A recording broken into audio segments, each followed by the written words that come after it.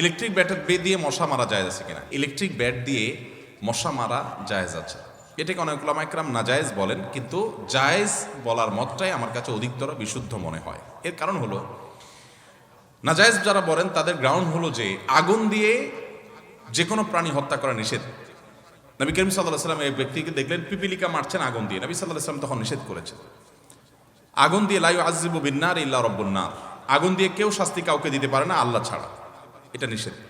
তাছাড়া এটা অমানবিক, এই জন্য আগুনে পড়ে মারা জায়েজ নাই। কিন্তু ইলেকট্রিক ব্যাট দিয়ে যে মশা মারা হয়, এখানে আমরা টিপে ধরলে দেখি যে এটা আগুনের মতো জ্বলে ওঠে, এই জন্য আমরা অনেকে মনে করি এটা আগুন দিয়ে হত্যা করা হয়।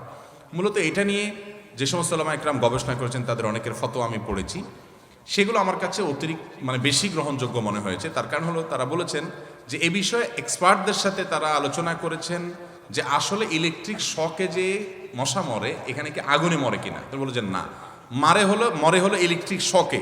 এরপরে যখন আবার টিপে ধরা হয় তখন ওই ধরটা ওইটা পড়ে গন্ধ পর্যন্ত বের হয়, এটা হলো মরার পরের ঘটনা। কিন্তু প্রথম যে সে পড়ে যায়, পরাস্ত হয়, মারা যায়, সেটা কিন্তু ইলেকট্রিক শকে হয়, সেটা আগুনে হয় না।